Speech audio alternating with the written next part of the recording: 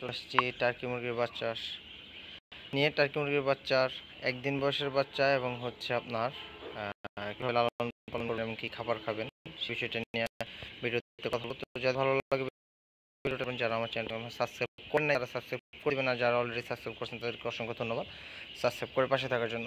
তো টার্কি মুরগির বাচ্চা মূলত হচ্ছে আপনার এই যে একদিন বয়সে ব্রয়লার ফিড খায়, একদিন ব্রয়লারের যে জিরো আদারটা এটাই খায়। আর এর সাথে খরচ কমানোর জন্য প্লাস হচ্ছে টার্কি মুরগি যে খাবারটা খায় সেটা হচ্ছে খরচ কমানো না, আসলে এটা ওদের ন্যাচারাল খাবার। আমরা যেহেতু খামারি পর্যায়ে আসা হতে এদিকে ফিড খাওয়ানো শিখেছি, তো আগে থেকে ওরা হচ্ছে ঘাস খাইতেছে। দেখেন আমি মাঝে ঘাস দিয়ে রাখছি, তো এটা দেখেন কিভাবে খাইতেছে। এইখানে না, শুধু এই যে পাশেরটাতে দেখেন কিভাবে খায়, কি পরিমাণে খায়।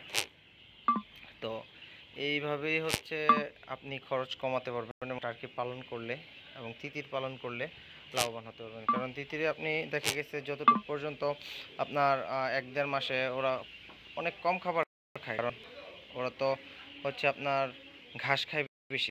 ঘাস খাইলে হচ্ছে আপনার খাবারটা কম লাগে। 3 বেলার মধ্যে থেকে আপনি চাইলে 3 বেলা ঘাস দিতে পারেন, সাথে অল্প কিছু দানাদার খাদ্য দিলেন, তাহলেই হবে।